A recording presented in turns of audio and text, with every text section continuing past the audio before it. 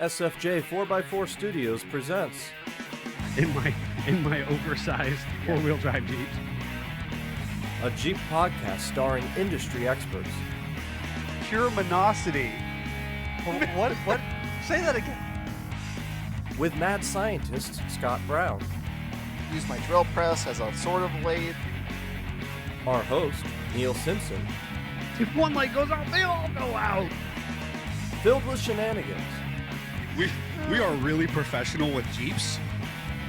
This is I Speak Jeep. Good morning, afternoon, evening, wherever, however you are joining us. This is the I Speak Jeep podcast presented by SFJ4x4.com. My name is Neil, and I'm joined in Grandma's Couch Studio on this lovely Monday by the maddest mad scientist / organizer of wiring but can't talk. and hopefully will be the sentence finisher for me today. Yes. Oh boy, off to a good start. And Jeff, the Italian stallion, The producer. Chiaramonte. And you know, while we produce this awesome podcast, we actually have a famous television star in our comments here, Nate, saying, "Good morning. Don't worry, haven't forgot about the podcast after making my international television debut." Good for you, Nate. Good. Are you in all 7 continents? Right? The Did you penguins- beat us? Did you beat us? The to penguins Antarctica? watching. Right. That's what I want to know. Right. And then we got in the comments, Daddy Jeep saying, "Morning, guys." Bill McWilliams saying, "Good morning." Mudhorn Gladiator morning. Yvonne saying, "Good morning." Jeannie saying, "Good morning." Now that she's in the right place. And then Joe O'Brien saying, "You're early." Nope, we're right on time. And then Browns Rock saying, "Hi, guys." Good morning. Good morning. Good morning to everybody. Thank you so much for joining us. If you are listening at home at a later date in your ear holes, we love and value your support. Thank you so very much for choosing this podcast as part of your infotainment. With that said, please hang in there with us today because my brain is not braining. Scott's mouth is Not communicating. and we're going to do our best to get through today's topic. Well, and I'm just coming back fresh from a fun event this weekend where I saw many of our listeners actually there. So No, I'm sure that getting out where the Jeepers are, you know, that's always our hope and intention is to get to where the Jeepers are. Jeffrey and the Savage represented us at the Bantam Trail Festival, the Fall Fun Run. Yeah. My kind of take on it. And of course, you know, so you had a busy weekend as well with that. So we're going to push through this session for our listeners and followers alike, and we thank you so very much. But bear with us, and maybe you'll also some of our live folks will be able to key in on this conversation as well. We are going to be talking about hybrid technology for the average consumer, the average Jeeper. And so we'll be breaking that down some for you.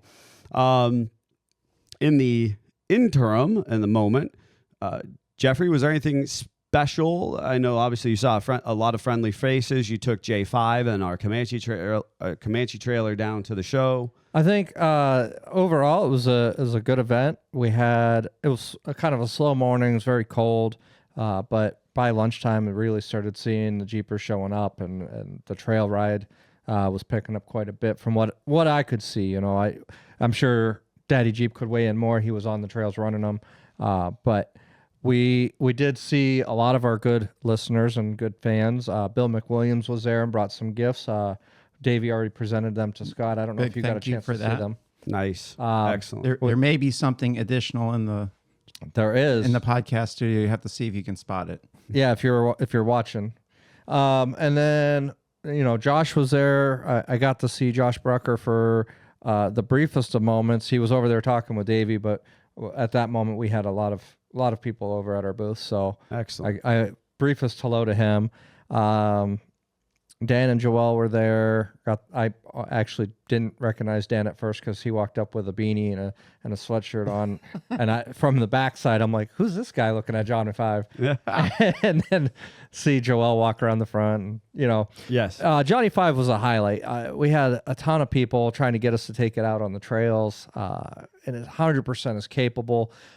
A lot of those same people didn't believe that we actually drove it down from Conneaut, Ohio, and took 79 the whole way down, 70, 80 miles an hour. Right. I did learn that we got to recalibrate the speedometer. There were times that I might have been going a lot faster than that. Gosh. Speedometer didn't say I was going faster. I actually don't know. I think we are actually at the top end of it. I'll have to look. I think I did. Okay. But I'm fairly certain. The 44s. The 44s that we don't have calibration for the 44s. We only have calibration up to 42, which we understand that the calibration typically is a couple inches under that even.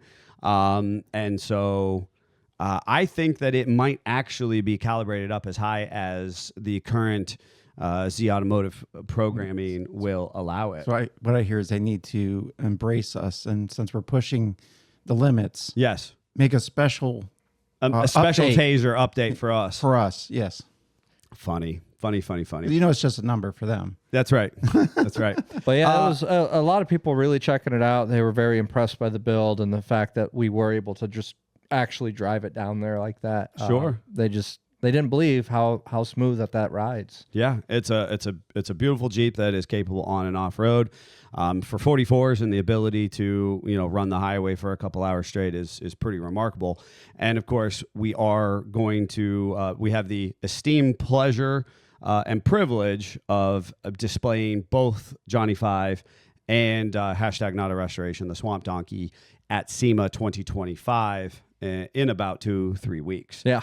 And that was really fun, being able to say that we had just got that final confirmation for Johnny Five, literally the day before we were down there. So. Yes, and realistically, this big push and kind of understanding of why push to be kind of relevant on a level, and maybe there's a talking point or a podcast in here somewhere, but I guess for me to say that it is a testament to our listeners, our followers, our big Jeep family, to say that, to display at SEMA is a recognition of what we're trying to do for our Jeep community as a whole. Because SEMA while Smoky Mountain is this massive, amazing display of Jeep-specific branding, SEMA is arguably one of the world's largest automotive shows.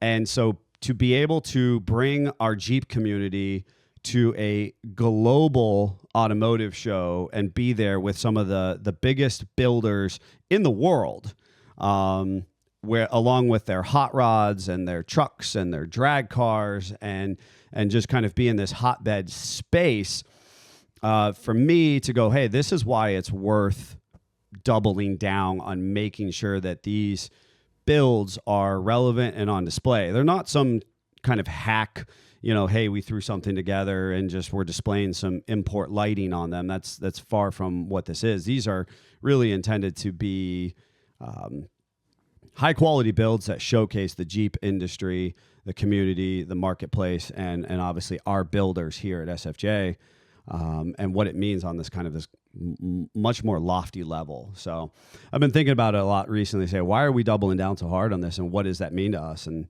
I think that's part of it, Mm-hmm. So anyways, look for that coverage coming up in the very near future. And honestly, if you did come out to Trailfest, you saw that we had a special release Halloween shirt, Creeping It Real, Davey designed, and we sold out of them at the show. So if you are still looking for that, go to our website, sfj4x4.com. You can get them ordered from there. Davey can get those shipped out relatively quick for any of the sizes. So if you're interested in it, and he's got a bunch of other designs up right now too. There's some pretty cool cool merch out there right now. So additionally, we're going to be dropping our limited edition holiday hoodie, which you're going to want to kind of squirrel away a little bit of cash for, because it's pretty fun. So he's been working on that, and we're going to be dropping that and doing some incentives for around the Christmas parade, which is equally only about, 6-7 weeks away, tops. That hurts. You've got in the comments, Daddy Jeep was saying that, yeah, it was a slow morning for sure. Josh Brucker saying he had fun on the black trails. Bill McWilliams spied the gift that he gave us. He knows right where that's at. And then you got Charles saying good morning from Texas. He's chasing a taillight short and he hates it. Bill McWilliams is saying he hit 70 miles an hour in his 93 YJ this weekend. I'm only assuming going downhill with a semi pushing him behind. That's fair. Daddy Jeep said maybe it was him that was slow. He was editing videos until 2 a.m. since he was fixing his Jeep during his previous scheduled editing time. He actually told us that he ended up having to do a fix on his Jeep that was a trail fix from when he went wheeling with us last at Southington that he never went back and fixed. So I may have seen pictures of him under a Jeep with a skid steer holding it up. more than once. And then you got Jeannie saying that she hoped that we were jamming out on the way there with the sound system in Johnny 5 because it's a pretty awesome system. It is. It's a very cool. At one point, Davey absolutely put on his style of rap music, and it was after we How had to fast stop. did you turn it off? That's what I want to know. He actually shut it right off after I got in, and because we stopped for diesel, and we were in Edinburgh when we were getting fuel, and I got back in after that, and he has it cranking, and I just started laughing. I'm like, really, Davey? It took you that long? Because I expected him to do that when we Right left away, here. yeah. Yeah, and he just shut it right back off. Jeez. As he should. Yeah. So, on to our topic at hand. Yep. And Jeffrey, how would you? I'm not sure what you titled this particular episode. I titled it Recon Mission, Okay. the hybrid for beginners. So the Recon is a long teased Jeep that is coming to market. It is in production currently, allegedly. Don't believe you. And that is a full electric Jeep that's going to be coming out. Mm-hmm. And with that, I mean, it was supposed to be dropped late 2025 that you're able to purchase it. As of this moment, it's still in production according to the site. Right. But as part of that, and that coming up here as a potential release, I got to thinking about the fact that a lot of people don't even know what it takes to have a hybrid. What kind of charger do you need at your house? What kind of how's it last on the road? What kind of experience or expenses are you expected to have when you purchase a hybrid or a full electric vehicle?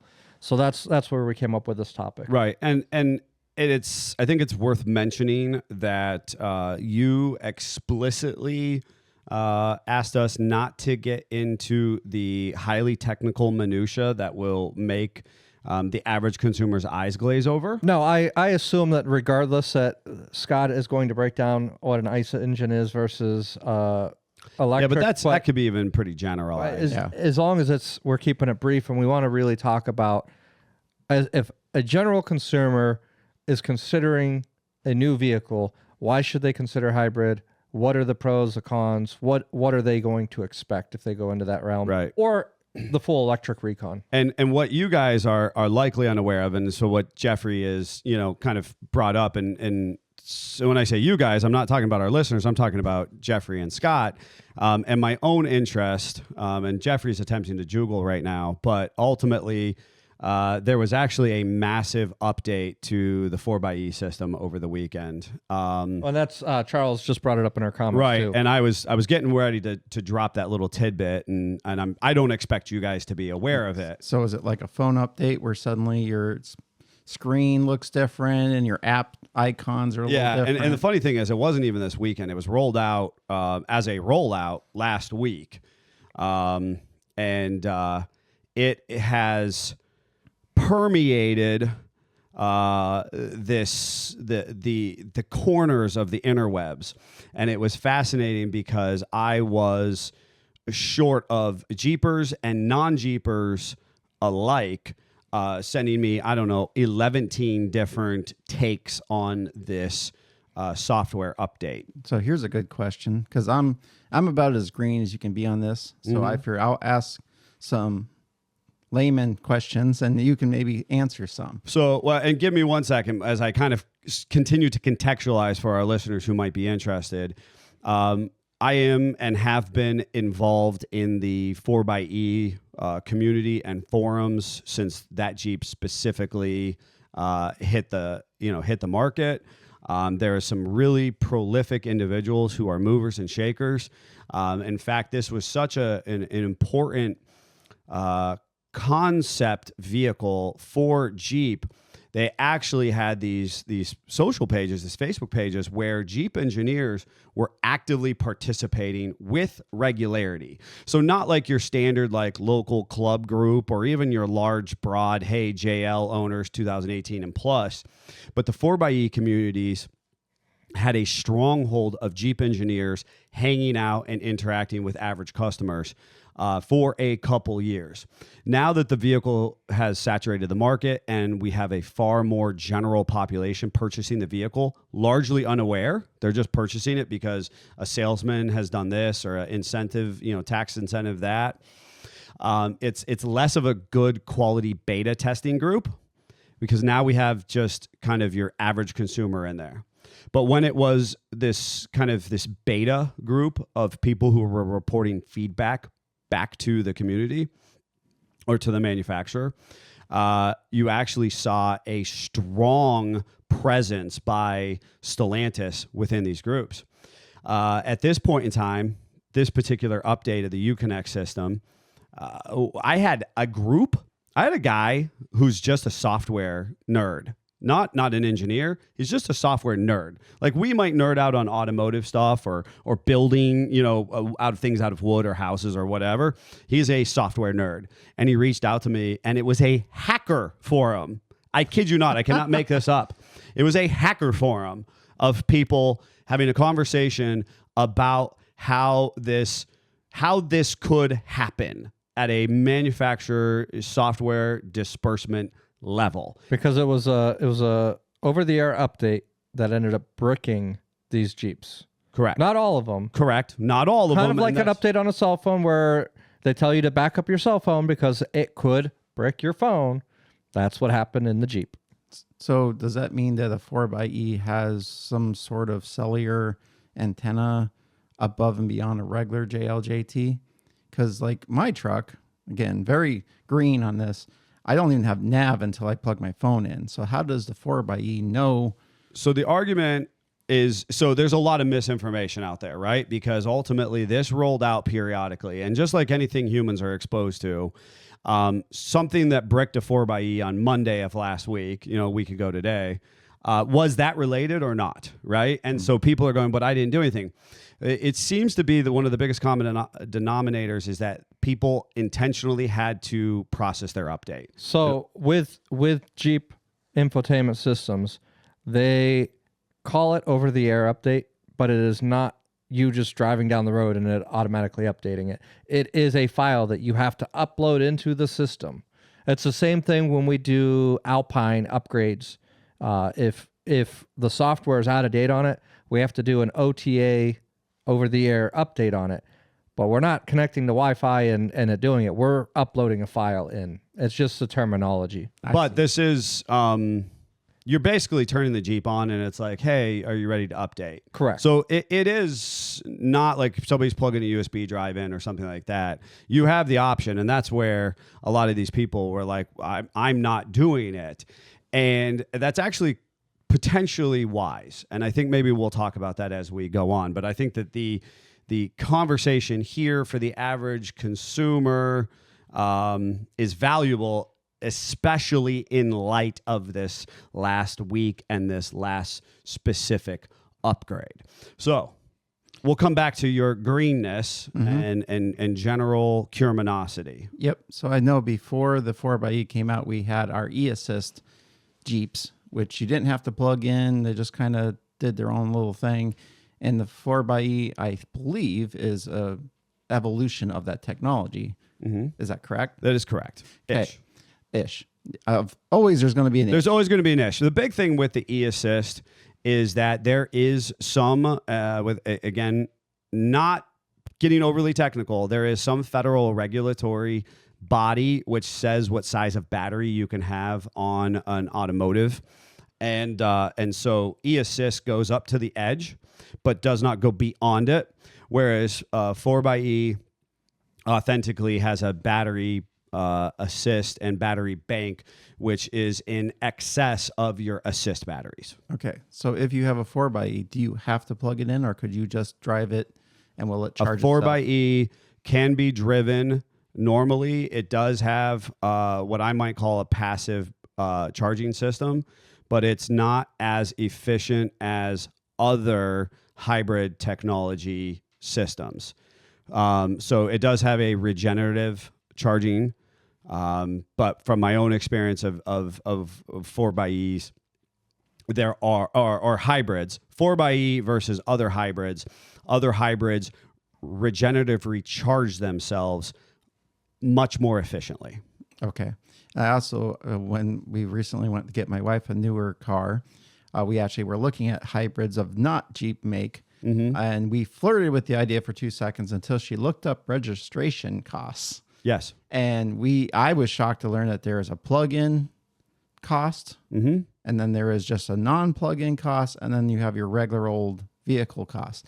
And that is something I figured I'd bring up because a lot of people, I'm sure, don't even know, at least in Ohio, that there is a registration cost difference for depending on what it does. Now, my understanding is there's also, generally speaking, tax incentive for the electric that offsets a lot of that. Absolutely. By above and beyond. Right. I just figured I would still bring it up because that's something we didn't know. And insurance rates are going to be different too, because now you're in a whole different style of engine. Correct. So it's important to note that there are taxes. There are state and local taxes that are built into gas prices. Yep. And so a standard ICE engine, which is internal combustion engine, which has an average consumption of fuel. And of course, there's metrics for all of this. And then an expectation based on the average, miles driven per year and the vehicles that are registered, so on and so forth. I think we should get a credit as Jeep owners myself. So, right? Because we're doing our service to everybody. So, because EVs and then PHEVs, which is just plug-in hybrid electric vehicle. So if you're unfamiliar, EV, electric vehicle, PHEV, plug-in hybrid electric vehicle, they don't have the same gas or fuel consumption that they would have. So now they have to offset that through registrations. And the federal tax incentive has been disbanded. So there was a authentic tax credit that was awesome for original owners of the 4xe's to help them, kind of be distributed among the market despite a perceived lack of infrastructure, again, beta group. But to my understanding, all of that has been nullified at this time, and there are not the same tax credits available for direct ownership. Now, there are other offsets that you can, if you're good on the tax side of things, but that initial $7,500 is a thing of the past. Okay, another dumb question. I see like a lot of like Shells and stuff like that have added EV charging stations. Yes. Can we plug in our 4xe's to that if we so wanted to? Absolutely. Okay. And one of the biggest frustrations that 4xe owners have is the lack of education amongst the traditional EV market, because obviously these parking and these these chargers are reserved for electric vehicle technology. And so there's actually quite a few, drama-ridden posts online about folks who are pulling their Jeeps in to charge them, and a under-informed EV owner goes off half-cocked on this Jeep owner. You're in my spot. You're in my spot. And So there's Sheldon stuff happening with electric vehicles. Oh, 100%. And so there's these posts, these crazy posts or videos of people, again, under or uninformed regarding what other hybrid technologies exist out there or EV technologies exist out there. And because it's a Jeep, they don't think that, they don't know. They're too busy driving their small compact EV. Right. They don't understand what else exists available within the same realm of engine and electric assist. So does that charge faster at one of those stations than plugging it in at your house? Well, so this was actually a really big thing that Jeffrey wanted to be able to communicate, and we actually talked a good bit about. It's actually something I'm really familiar with, and it's important for people who are kind of listening in and being aware. Again, contextualizing us, despite the fact that I desperately have wanted a 4xe, I've not actually made that happen. I've not made that a priority. However, our own situation, A, we have a number of customers who have. B, we are on the forefront of lifting, re-gearing, and communicating with them. Yep. We're not Z Automotive, right? We don't have that intimate knowledge of interface, but we were right at the forefront of re-gearing and communicating and being in privy. You mean and the again, things I was in the group. You can't do to a 4xe? Things that you're not supposed to be able to do, right? And we were in there with spring rates and control arm geometry, and I've been right on it right from the get-go. And it's important to note that my interest in hybrid technology actually starts with Toyota. Prius? Yeah, it actually starts with Toyota back in the early 2000s. And so I was in college and I was very much aware. And so I went to this college that was, for all purposes, kind of a hoity-toity space in a rural America world. And I'm a motorhead by comparison to all these other people that I was going to school with. And I was in an environmental sciences course. And it was all these kind of things jived in the right combination of things. And so I kind of became an outlier in my little niche community with the fact that this community has a very prolific Toyota dealer. And so the Prius and the Toyota Highlander in their hybrid technologies was kind of becoming relevant to the community. Fun fact, when they first really became a thing, I was in the fire department. We had to take a special course on electrification of vehicles and how dangerous they were to the rescuers. Sure. And that initially they were standardizing having the main power lines being a bright fluorescent orange color in the main trunk so that you knew not to cut there. Because if you cut there as a firefighter, you were dead.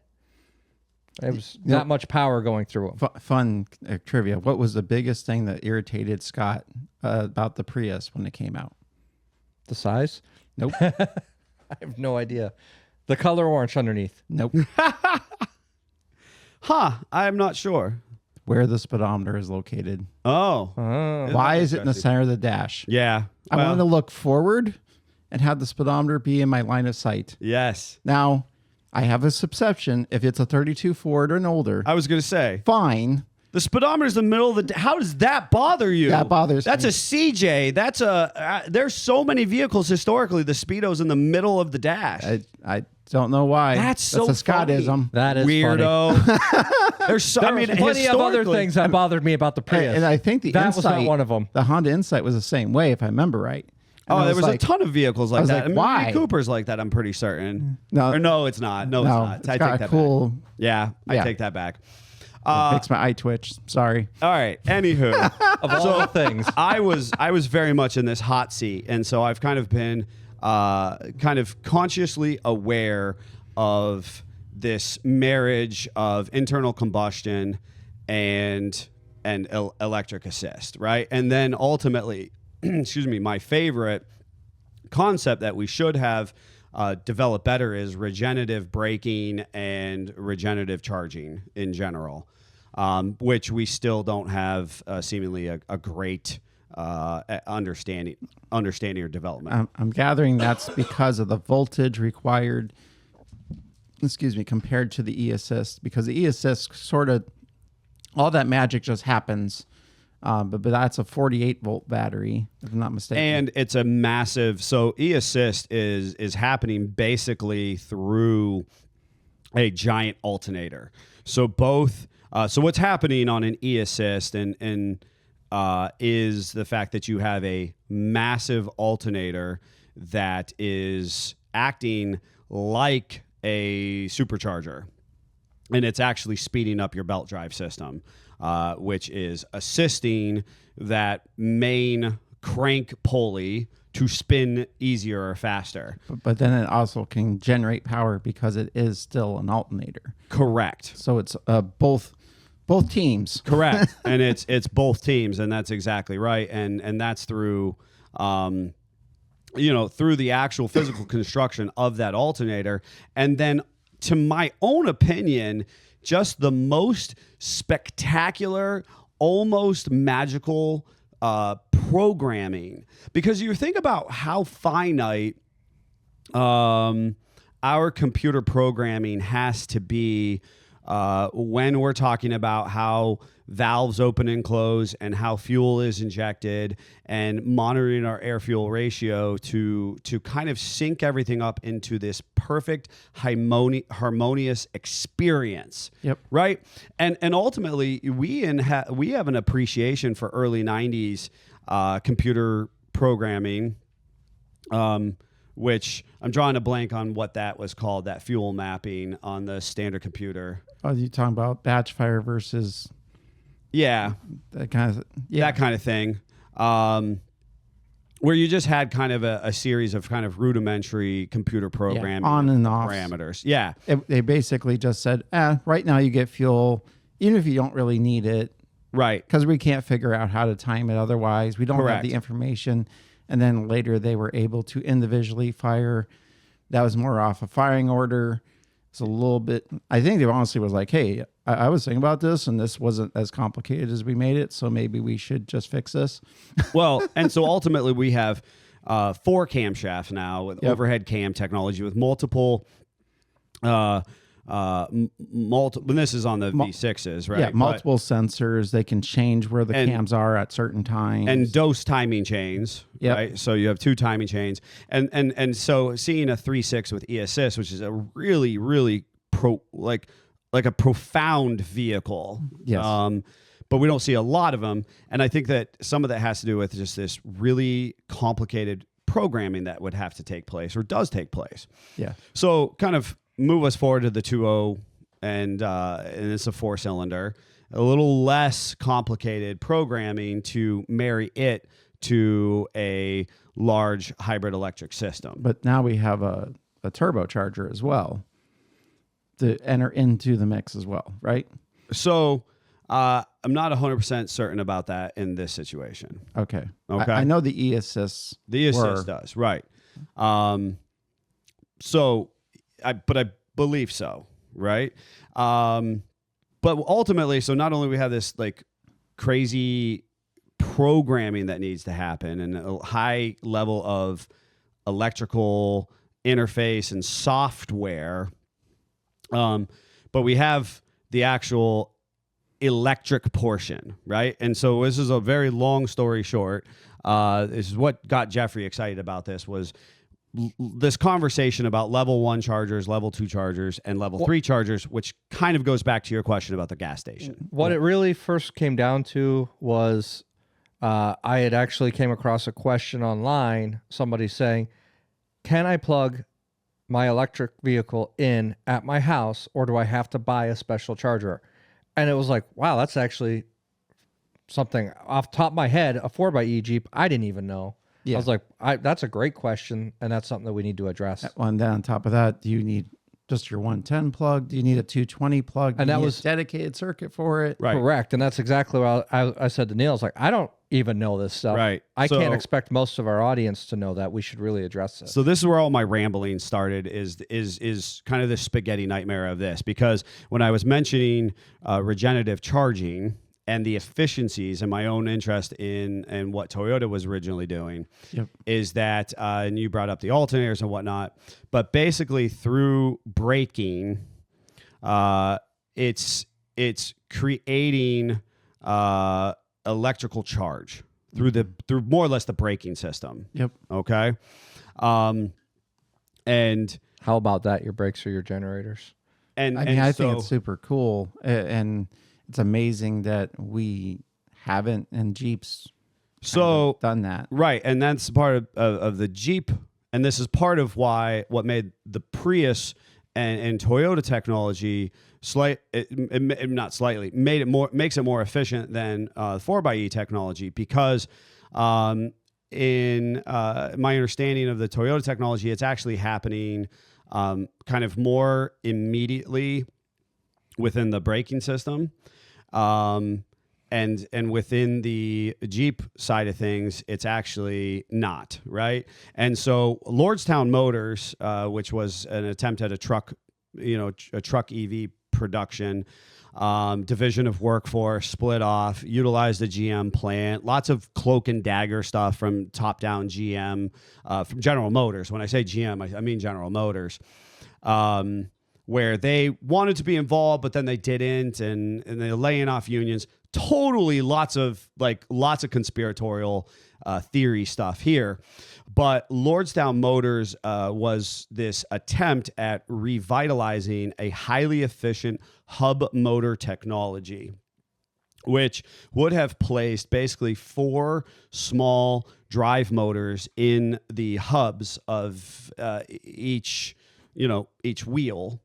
And at that rate, you have your motors as both a direct drive, but also a direct receiver of recharge. Yep. Okay. They couldn't make it fly for a number of things. I'm going to jump to the comments real fast because we freaked Daddy Jeep out. He goes, you need special stuff to charge it at home? I'll stick with gas because he has a gas station at home. He really does have a gas station right next to his house. But that is what the concern was, and that's why the we're bringing this concern. up. And ultimately, Jeeps don't have any of that extra special technology in the suspension, axle. They're pretty much the same as. There's no magic here. There's no magic, right? Yeah. The Jeep engineers and Stellantis as a whole was attempting to make this as stepping stone friendly as possible. Despite the fact that people thought there's a lot of magic when it comes to spring rates and control arm bushing and so on and so forth, none of that is actually true. Pretty much, I'm trying to not use vulgarity in the process, but from the undercarriage down, the Jeep is the same, okay? From Jeep to Jeep, we're fine there, right? Insert and use your imagination accordingly. So, when it comes to charging, Jeep gives you a 110 charger. So Joe Harper goes, wait until wireless induction charging catches on. I would love it. I would freaking love it. That's a whole nother topic. Totes. But here we go. So here's the issue with the generalization of the level 1 charger, which again is really what Jeff was looking to communicate to us. And I'm going to break down the chargers, but then I'm gonna have to get kind of technical because this is what I nerd out on. Before you get into it, there's a level 1, there is a level 2, and there is a level 3. Yep. It comes standard with the level 1 charger, Which works in all or most 110 household outlets. Not the ones we had in our bedrooms growing up. No, not those ones, Scott. No, you probably need a 3-prong. Buddy, I can make a 3-prong happen. Yeah, absolutely. Yeah, I did. I You're grew not up doing ripping the that. ground pin out of this. So Remember the ones you used to take the screw out of the faceplate Yes. and you'd screw the ground onto it? yes. Yeah. Yes. 100%. Of course. 100%. Or the 2-prong that you just put you have to twist it as you put the plug in. And I a have face twist? and it was absolutely no reservation about amperage or Nah. what fuse Add was on another the other extension end cord, of it's it. fine. Add an extension cord. Okay, so Meh, it worked.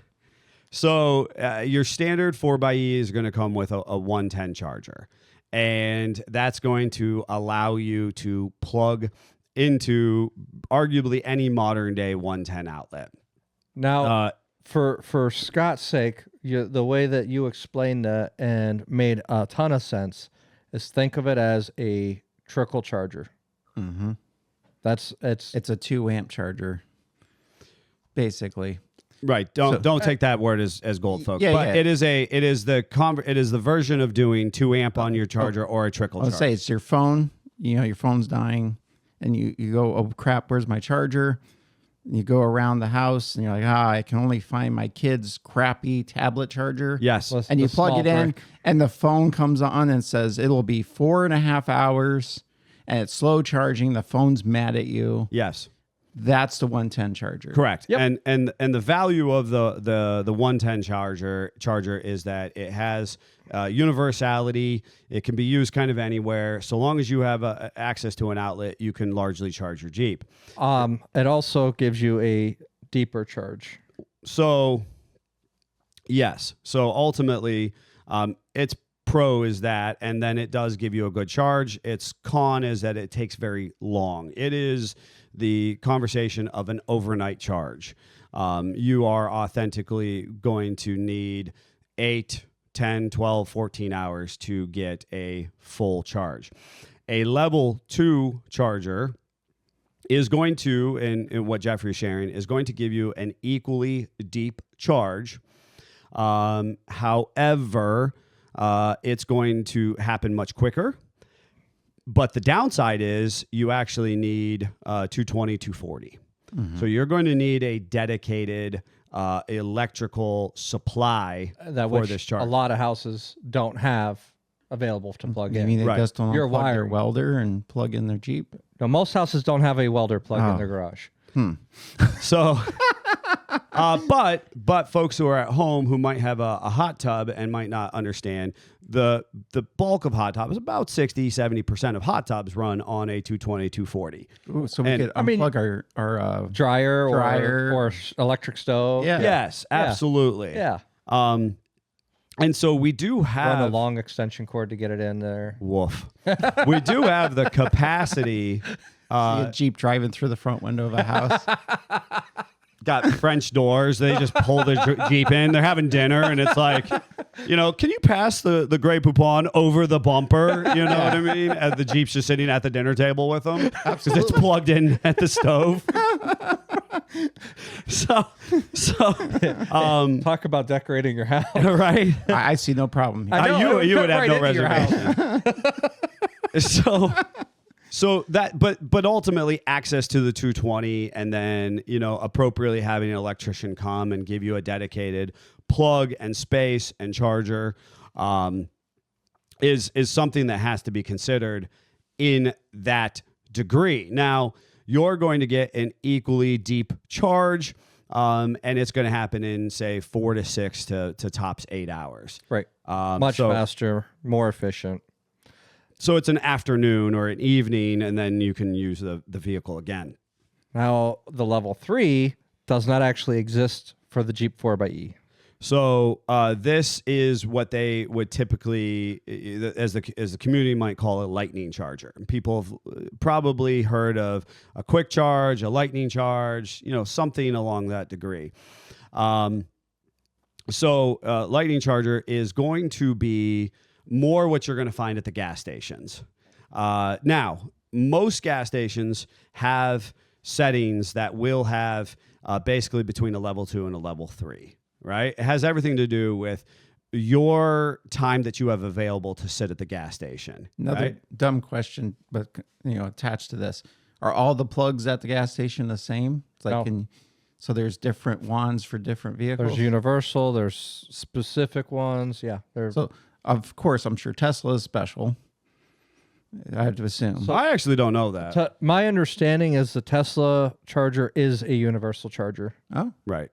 I was just saying because they wanted all the electric vehicles coming to the Tesla fuel stations or recharge stations, I guess you should call it. Okay. I mean, for kind of where I stand, where I take this kind of middle ground, but like holding my flag proudly that we need different vehicle applications on the road.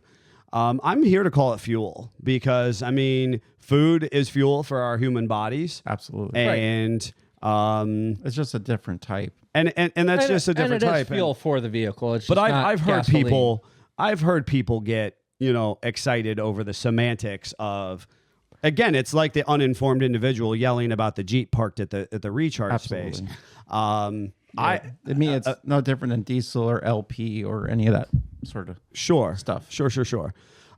So here's what happens with the Lightning. Because again, you have two options, or you typically have two options. Storm basically. clouds form and you hear a crack. Oh boy. And your vehicle is charged instantly. Yes, instantly. So that's if you've got like 20 to 30 minutes. And if it goes wrong, suddenly it's M55 and became a DeLorean. He's cracking himself up over here. Well, He's cracking himself up. And I did a quick Google. The Tesla superchargers are different, but the level 1 and level 2 are typically universal. Not always, but typically. Right. And that's part of the issue is that, a lot of people's battle cry is, well, the infrastructure doesn't exist. Again, you and I have had this conversation, and you like to go back to horse and buggies and that kind of stuff. There was a time, and if you're not an automotive enthusiast, a historian, that there was a time where people said this exact same stuff about gasoline and internal combustion engines. I could say the same thing about for my vintage hot rods, that there's not rec fuel or ethanol-free fuel everywhere. I have to know where I'm going, how I'm getting it, paying the price that's available when I do find it. There's no difference. Right. That. It's not universally accepted. And honestly, as the frustrated truck driver that I am, I can make this argument about gas stations that I am able to access with ease. Absolutely. And when I go to my GPS, unless I am using something that is big rig or full size RV friendly, I might be, shoehorned into a location where I cannot actually get around the gas station easily. It could be your 1-ton dually. Correct. You may only have 2 pumps that are diesel at any given Circle K, and they're the ends, and they also have fuel, and those are most of the time where the rec fuel is as well. So now you have 3. It's like you guys were on the trip with us on the way back from Bantam Saturday. 3 consumers all circling the gas station for the same pump. Right. And we've just become such a kind of self-entitled society to believe that our existence, which is the generalization of, 87 to, 91, 92, is what everybody's experience is. Yeah. And it's not, right? I mean, I struggle to find, diesel. Sometimes I'm at a gas station when I'm out traveling, and I've got dual tanks on either side of my truck, and I have to wait because, you've got station and I only have one side of my truck, and then maybe I have to turn around and fill up the other side, or maybe I just go, hey, 50 gallons is enough, and I'll move on to the next opportunity. Yeah. So lacking infrastructure is this really wildly, self-entitled kind of automotive experience. Well, I mean, argument. To me, the biggest thing where that comes into play is if you want it to be rubber dummy friendly. If you just want Joe Average to go buy a vehicle and they can go and do it, that's why Toyota with the Prius did so well, because you don't have to think about it. You just get in your car, it'll go 200,000 miles within reason and be reliable, and you don't have to think about where am I plugging in, how am I plugging it in, what am I filling it up with. It's like a toaster. It's just going to keep making your toast and being simple. Where right now the 4xe is more like your diesel truck. You have to be an enthusiast. You got to really like this technology. So then you're willing to look for the pump that has your diesel. You're willing to put your additive secret sauce in the tank. Mm-hmm. You're more involved. You have to be a more conscientious owner. Yes. Unquestionably. And so here's where the I was saying with the minutia that I can't I can't not do because I'm so intrigued by it, and so I'm going to dull you to death in this conversation. It has to do with electrons, and an actual electricity behavior at what could be considered like a molecular level. Okay, We literally have a cartoon image on the bulletin board in the shop that Greg and him were geeking out over when we were having this conversation. right? Because honestly, Greg in his small motor days has an understanding of this, and I'm going to try to make it as rudimentary as possible. So but we need a Tesla basically- coil. We don't need a Tesla. No. That's Joe Harper's talking about that basically. No, realistically, what ends up happening? Real fast before you get into that, Joe O'Brien saying, how do you charge them on the trails? So honestly, Jeep is putting chargers at a lot of trailheads. Yep. That is a thing. But also the hybrids, you can use gasoline too. So you're able to Yeah, that's a have a backup plan point of it essentially. being a hybrid. Correct. Or we just get a generator out. Or I'm- you I'm Whatever. not. You know what? I don't think it's that. Like, I know that like there's a population of people who show the pictures of the big diesel generators, hammering down and doing their thing, or a generator charging an EV. I can see the humor in it. I get it. You know what? But what do you think a locomotive's been for the last, Absolutely. 50 years or something? It almost is like, and I get the joke. I get the humor. I really do. But it's like, yeah, that's what we have to do. That's where we're going. Well, 120 years ago, somewhere there was a car that ran out of gas, and a team of horses was dragging it to the gas station. I absolutely. We live around the Amish. I've actually seen it before. Mm-hmm. You know what I mean? They unhitch the plow team and they come out and they drag the truck out of the farmer's field and drag it back to his house. Yep. Just because they're neighbors. Yep. I've literally seen it. It happens, right? So anyways, what ends up happening with a lightning charger is the manner in which that electric at a molecular level is forced into the battery. It actually does not have the ability to deeply penetrate the cells of the battery. It's more like a surface charge. It is only a surface charge. And you can actually we do not have readily available to the mass consumer market a charger that I'm going to clarify because somebody's going to call you out. It is not a surface charge. It is similar in that regard, but it's not the surface charge of a battery you're thinking. Yeah. You have Yep. to know the minutia of the electrons to understand the difference. Correct. So we're doing this for rubber dummies like myself. Yep. The only thing we know is, surface charge on our phone or overnight charge on our phone. 4 hours later, the phone's dead again. Right. Crap. Versus having a long charge out of it. Yeah. Right. And so this is part of the issue where heat is also not friendly to electric batteries. Yep. But basically they are the electrical load is not woven or layered well. They're almost a little more chaotic. And typically when you see the kind of the fun cartoonized kind of graphic displays of this, they're a little bit more chaotic, and they're moving about in kind of a unpredictable manner. Mm-hmm. They've spread out, they're bouncing into each other. The electrical load itself is less efficient Yes. by the manner in which it has been poured into the battery in such a fast process. I think that's a good analogy for our petrol head people. If you're on the racetrack and you got to fill up your vehicle real quick, and they come over that big can we grew up watching, Richard Petty and guys doing, and they shove it in the car, and there's a little splash of fuel when they initially do that. And then as the car is peeling out, there's another gush of fuel. That's not an efficient way of putting that fuel in the car, Right. but it's quick. Right. It gets them back on the track. They're able to go out that, but we have some spillage. We have some not perfect thing where we come over and, go back in the day to our like hand pumps. You put the thing in, you have no loss. You're now priming the hose. It takes some time. It slowly fills, and then you have to let it stop, and then the hose drains down, and now we can unhook it.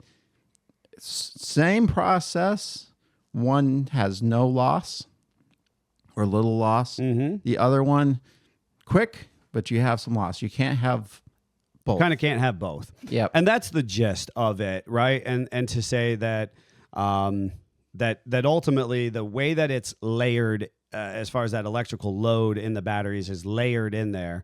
A lightning charger, on its broad generalization of what is available to a home consumer or even at the gas station, basically we do not have the technology widely distributed that allows it to lightning and be not have loss or not have some chaos within the electrical load in the battery itself.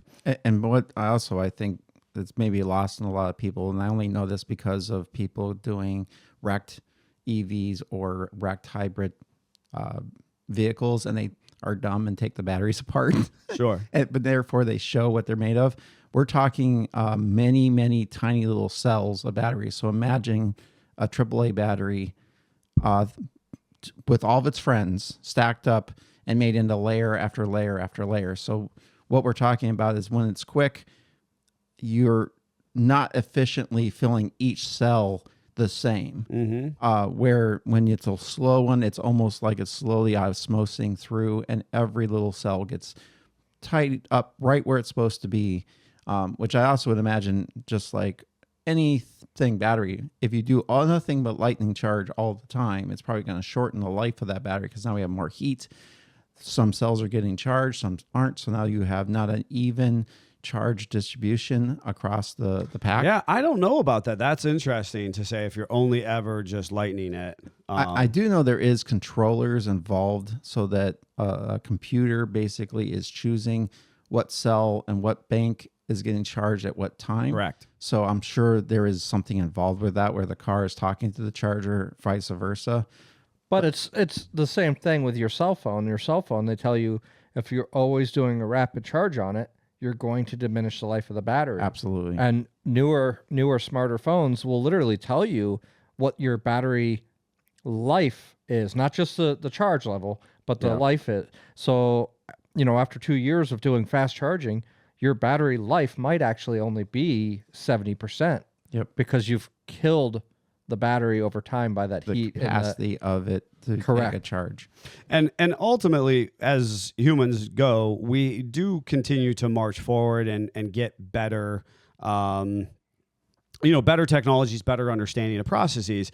And my contention with anybody with the, EV stuff that we deal with today, I like to bring up NiCad battery technology. Yep. When electric power tools became widely distributed in the 80s and 90s, right, as we moved from corded power tools, certainly in that late 80s, early 90s, and into the 90s, we had NiCad technology, which is exactly what you guys are kind of talking about. That battery life diminished over the period of time because we simply didn't have the same degree of battery interface that we Absolutely. then became, able to establish.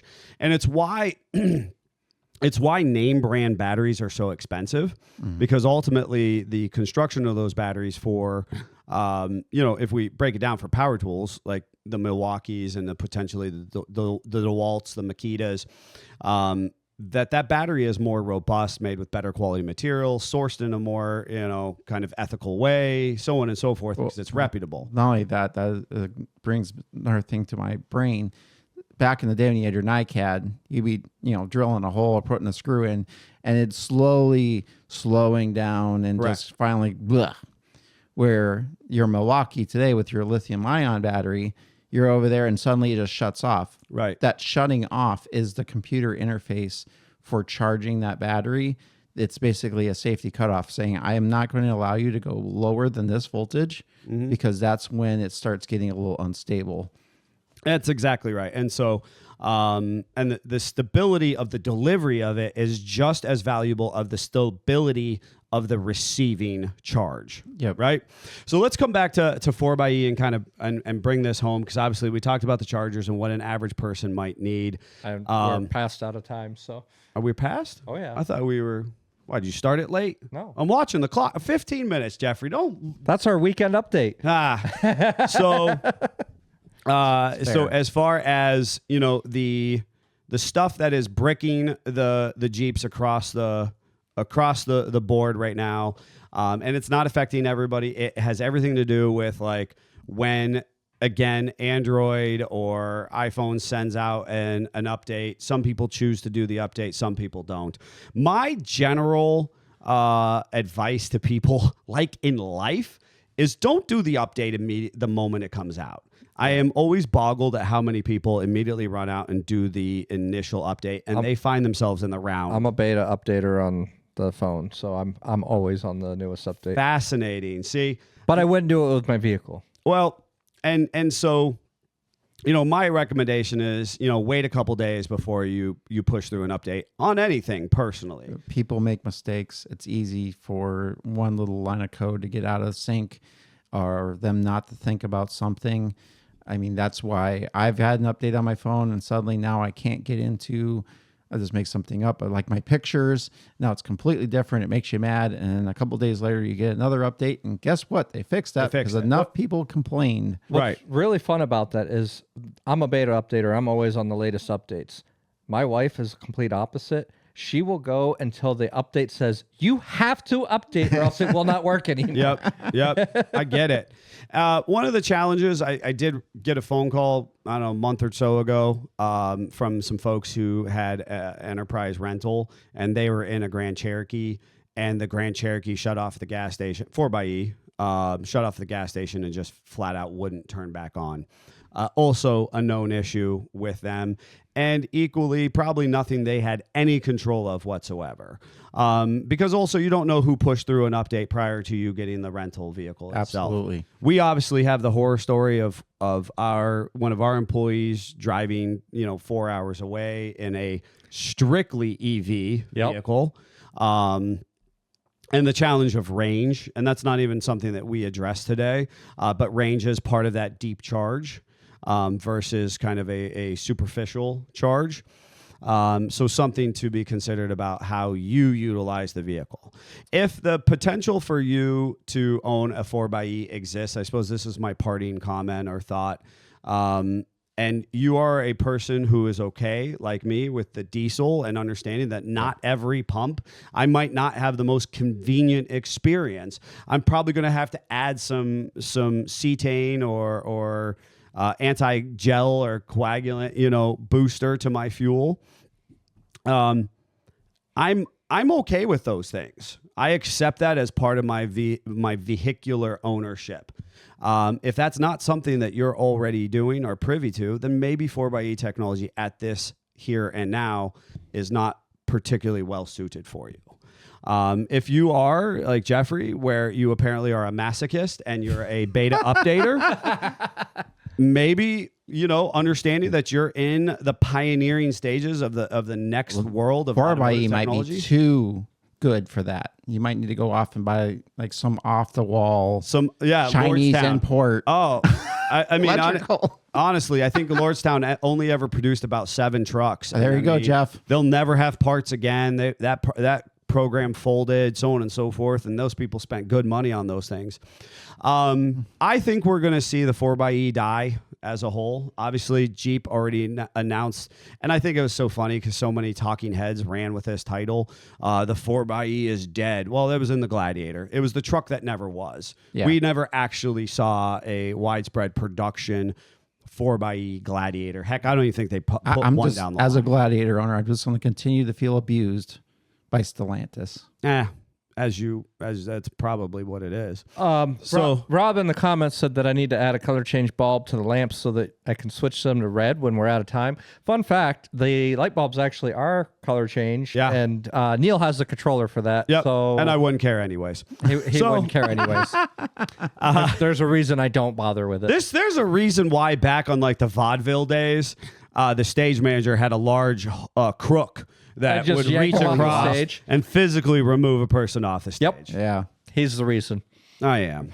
Hey, you know what, Jeff? You came up with the topic about the Recon, and I still am excited about seeing the Recon come out, but I understand that this is not a universally accepted vehicle platform yet. I'm going to just go on and say we've been waiting since Kaiser owned Jeep to have a little off-road friendly vehicle made by Jeep, and we still haven't got one. So as much as I've been abused by Stellantis with Gladiators that I can buy, I'll believe it when I see it. Yeah, and we're going to have to accept that this first round of owners of the Recon are absolutely Jeffs, are the Jeffs of the world. the beta testers. Yep. All right, folks. Well, hopefully we didn't get overly technical and kept it light enough for you if you're unfamiliar with the 4xe model and some of the rumor mill that you might hear going And obviously around. there's lots to still discuss. So if you have any specific questions on this topic, you just email that guy over there in the producer uniform. Yep, you can email him at contact, contact, at sfj4x4.com. And his producer uniform, for folks who are listening at home, apparently is a flannel, a hooded flannel and jeans. So and it says schlep across his forehead. Yep. Or you can text us at our text-only number, 440-855-2100. Until next time, Jeep on. Jeep on. Jeep on.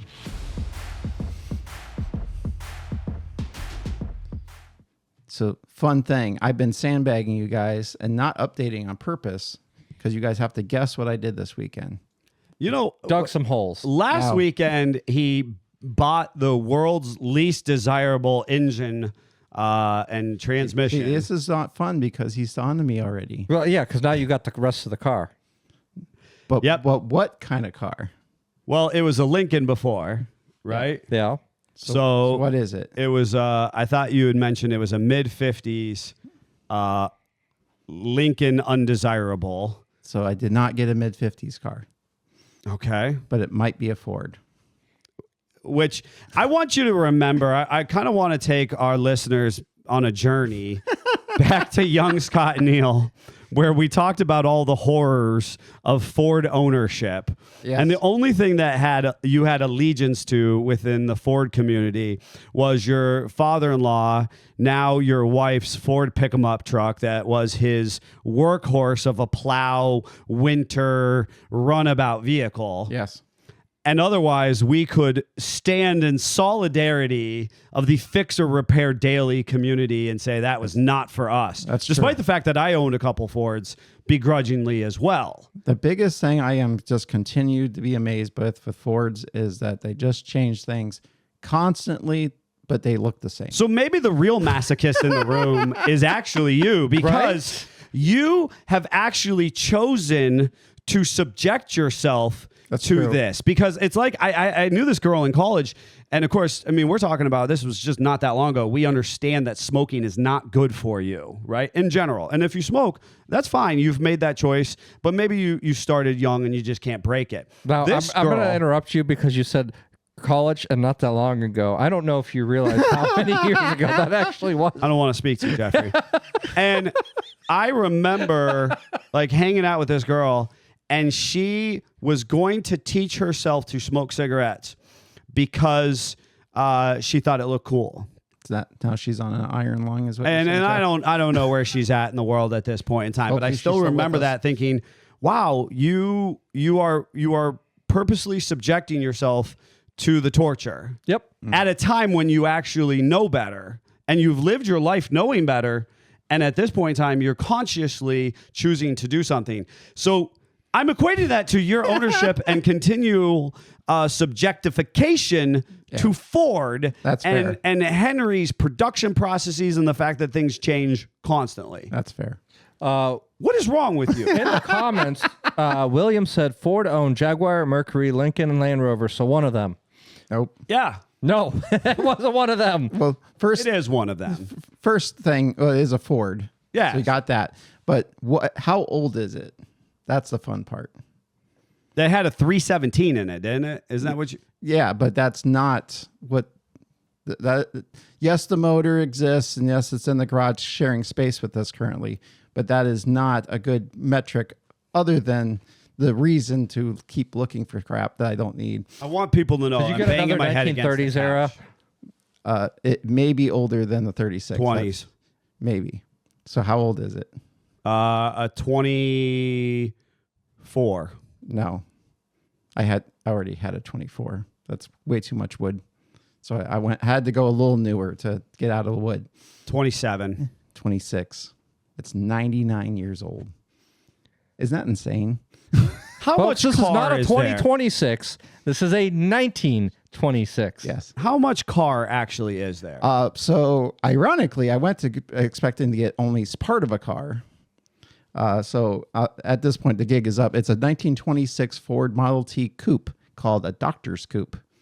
Because back in those days, you had to, your doctor came to you. Right. You were dying in your bed upstairs, and Yes. the doctor arrived in his Ford coupe Yes. with his bag and probably put you in the ground quicker. But anyway,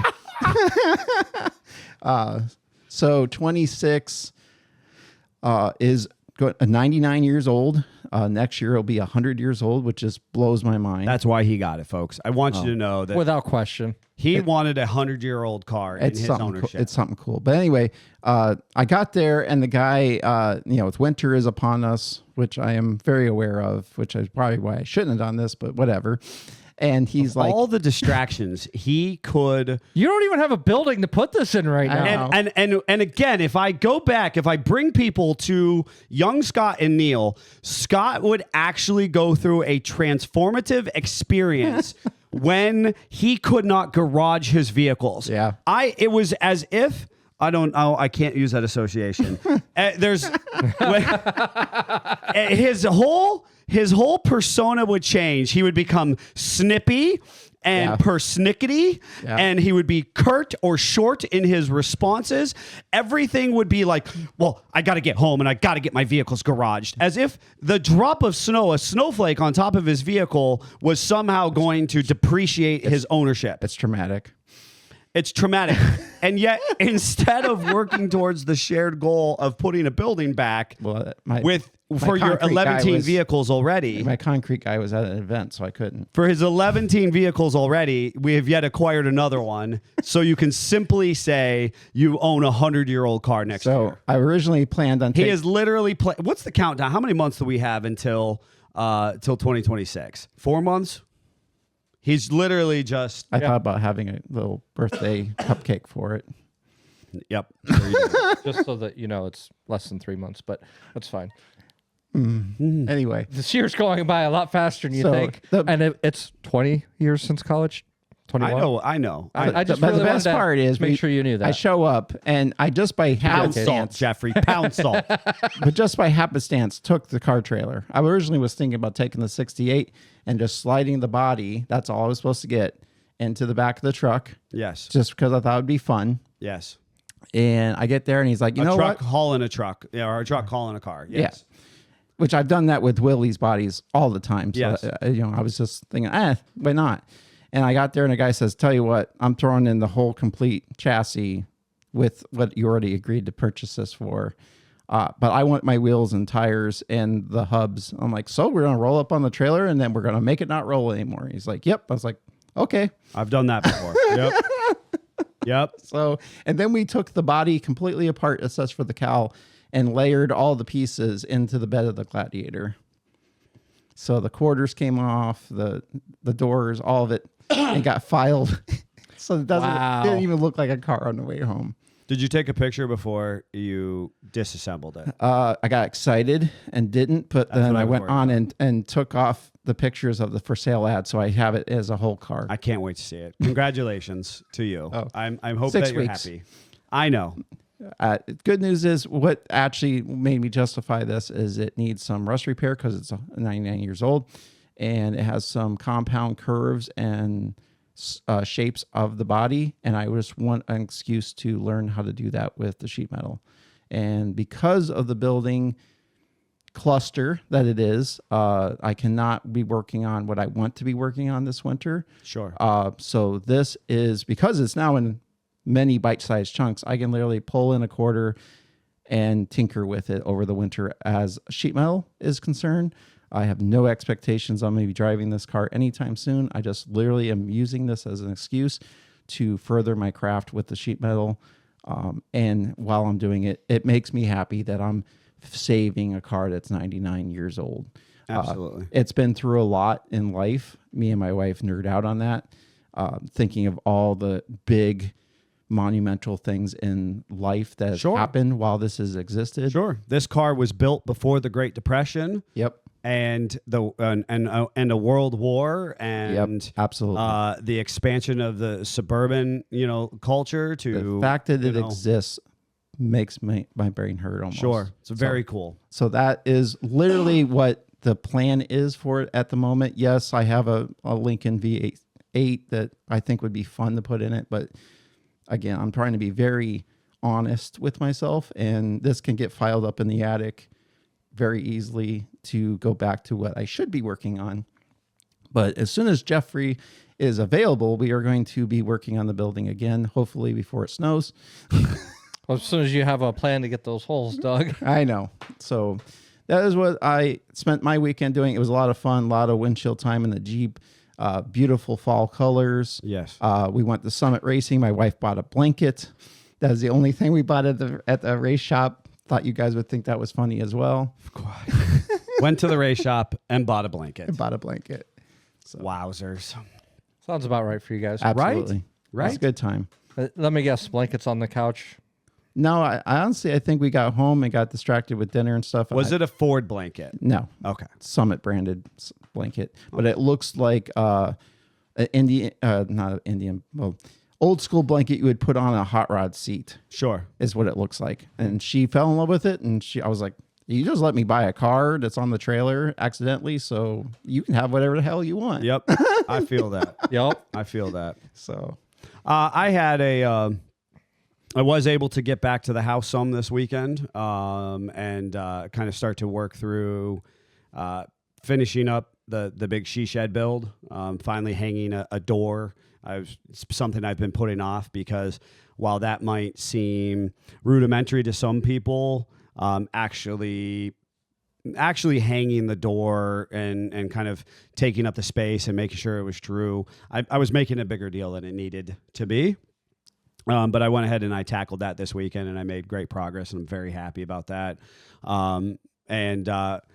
As it has been, it's been a lot of about my kids and family recently and some of their athletic pursuits. And so we had a very nice weekend kind of attending to those needs. Additionally, I had a great experience at our local arts center. And some of the experiences that my wife and I are philanthropists of, so we got to share that with some folks, and stayed very, very busy, all weekend, and was able to lock in. I'm highly consumed by how much time I'm going to have to dedicate to transporting these vehicles out to SEMA, and then obviously being at SEMA, and so I'm equally trying to gather my nuts before the snow flies. And so we've had so many mild winters, and then last year, I feel abused still. Thanksgiving came around and it's like it never broke until July, and then it became a heat wave. Yep. And I look back at this year, as you mentioned, it was going so fast. Jeffrey and I made a lot of progress on some of the infrastructure of my homestead. And then it just kind of it feels like it stopped. It didn't. I've been able to pick away at things, but not that dedicated time that you had, because summer was so busy. Correct.